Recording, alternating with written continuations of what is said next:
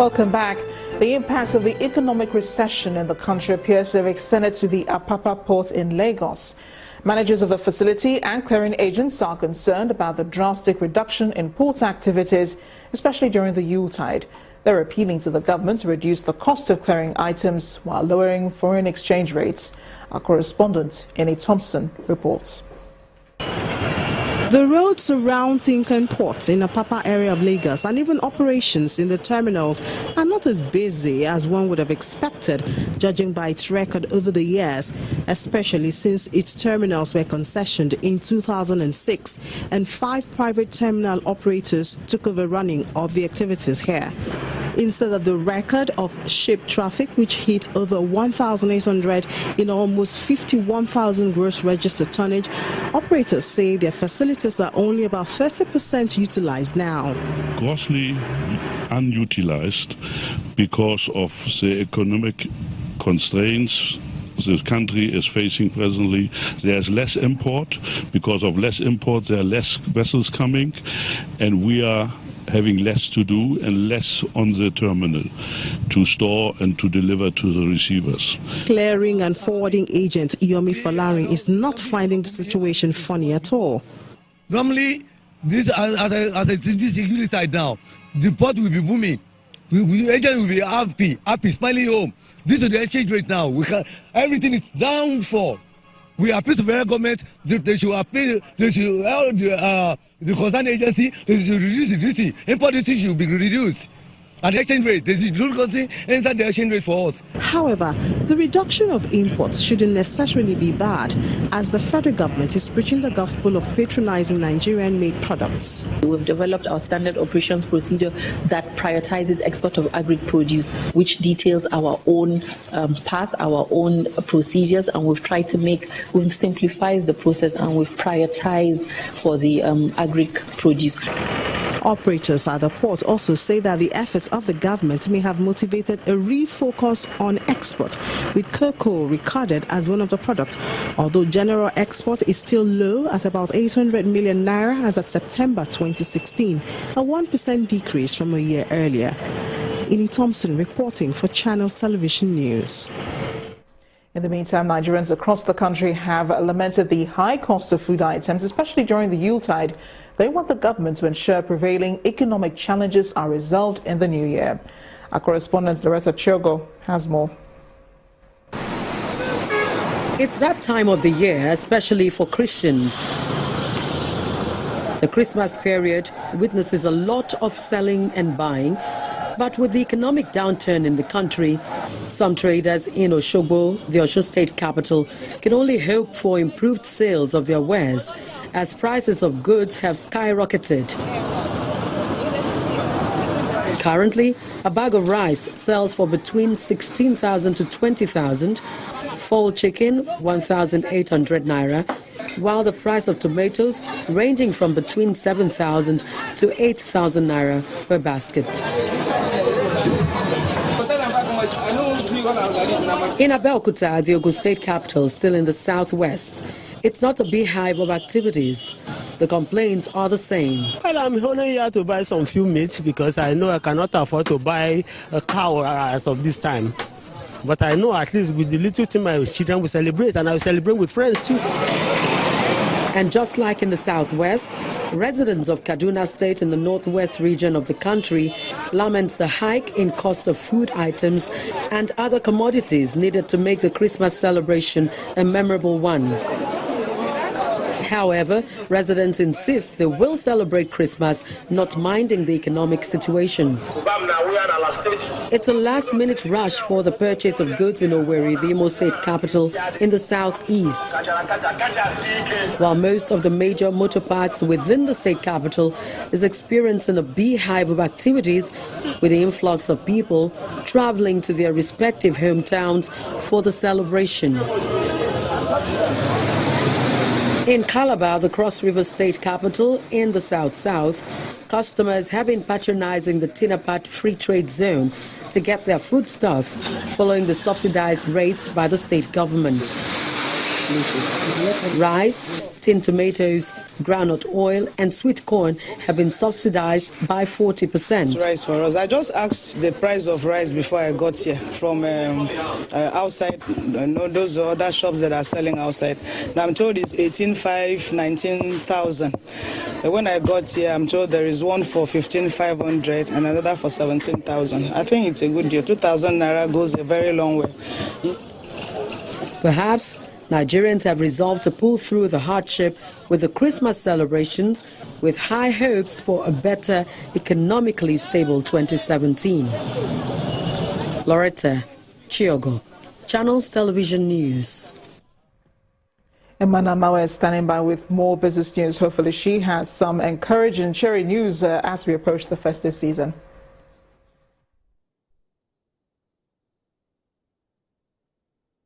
You first.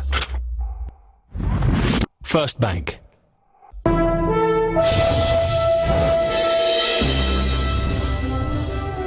Many thanks for joining us in Business News. Well, it's Nigeria's first Christmas in recession, but the present economic challenges have led Nigerians to cut back on their spending during this festive period. This is the view of the Director of Research and Advocacy at the Lagos Chamber of Commerce and Industry, Mr. Vincent Mwani, during an interview with Channels Television. Mr. Mwani says that the government should do all it can in the coming year to alleviate the economic problems in the country. A lot of jobs were lost during the year. Companies cut back costs. Also, some closed down, some relocated out of the country, and so a lot of them are still trying to struggle to remain afloat. You know, at the state levels, we find out that a lot of states are not able to pay salaries. Some are owing 6 months, some 9 months. This is Christmas. During Christmas, there are festivities. We've seen even companies cutting back on festivities. So if you're a staff in a company that used to take 2 bags of rice back home, now it is half bag. You have people that you have to give out of it. That affects the trickle-down effect. You know, the price of rice have moved from 9,000 naira to 23. You know, depending on the quality, we have hearing about lake rice 13,000 still circulating. So you know, these are issues. So everybody have to fall where they belong to, and also in anticipation that we still have a long month called January. As usual, it's a dried month. You have school fees to pay, maybe from second week. Some accommodation costs will be crystallized in January. So you are going to be very, very cautious.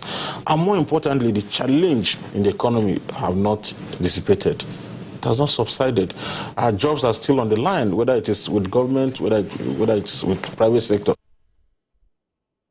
Now to some more cheery news. It's a second rebound for the local equities as the stock market ends the week and closes for the 2-day Christmas break next week. Bisi Adebayo has more.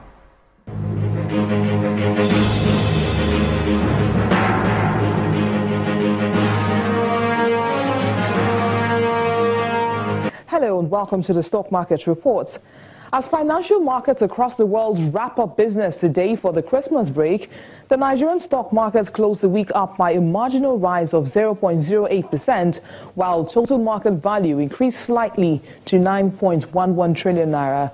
Friday's trading recorded a lower turnover compared with Thursday's session, as a total of 139.09 million shares changed hands in 1,703 deals for over 1.43 billion naira. Much of that was attributed to the activities in the shares of Transcorp, UBA and Champion Breweries. With 17 gainers on each side of the price table, Forte Oil, Stanbic and AG Leventis were the top gainers, while Cadbury, University Press and PZ led the losers. And that's it on the Stock Market Report. I am Bisi Adebayo.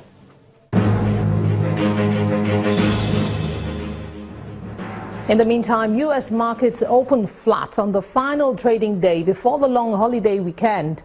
Will traders get the Santa Claus rally? Here's Jill Maladrino, VOA Channels TV business correspondent from the Nasdaq market in New York with more. U.S. stocks open flat on the open as the Dow Jones Industrial Average is still on track for its 7th consecutive weekly advance. Gold prices, on the other hand, they're headed for a 7th consecutive weekly decline. That's the longest run since August 2015. Crude oil trading down a bit as well. We expect volumes to be light today, trading ranges to be very narrow ahead of the holiday weekend where U.S. markets are closed on Monday in observance of the Christmas holiday. Now, speaking of Christmas, the well-known Santa Claus rally officially starts today as this historically bullish time for equities is the last 5 trading days of the year and the first 2 trading days of the following year. Now, going back to 1950, these 7 days are up nearly 77% of the time as measured by the S&P 500. Of course, the question is, will the market see downward pressure following the massive run-up since the national election on November 8th? Now, the approach for 2017 will be how to assess the milestones reached in 2016. There are 3 of them: the stabilization of oil, the end of an earnings recession, and a new president. These all have to come together to influence the investment landscape. The timing of the passage of President-elect Donald Trump's proposals on taxes and infrastructure, as well as the speed of implementation, will be important factors on the growth impact in 2017. From the NASDAQ market site in New York, I'm Jill Malandrino, and this is VOA Channel's Business TV. And Asian shares closed in the red while European markets ended flat with the thin holiday trade as the Dow Jones index once again fell short of the 20,000 mark. Let's see the figures.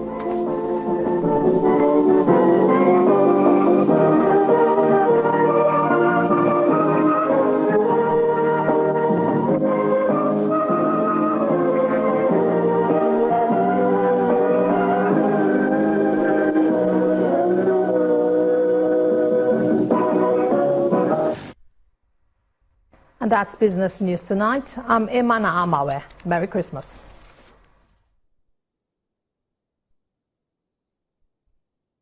You first. First Bank.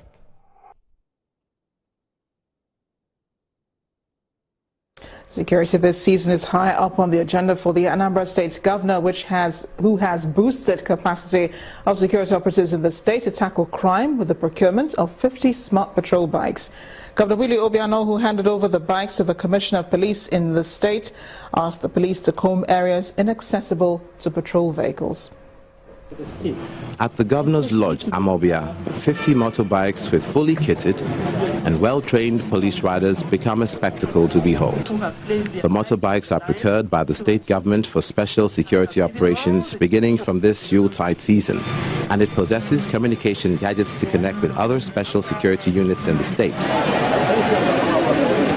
Arriving to perform the handover ceremony of the smart bikes to the Anambra State Commissioner of Police, the governor says the bikes will be able to reach areas vehicles cannot and help check bags and phone snatching elements. They will outrun any motorbike on the road. And they are in a position to communicate with specific police and sandbag areas to make sure that criminals don't escape. I saw the march led by the Commissioner of Police. That change starts with me. And I hope that change starts with yourselves, isn't it? The keys to the motorbikes are handed over to the State Commissioner of Police, who alongside the governor test runs the smart bikes.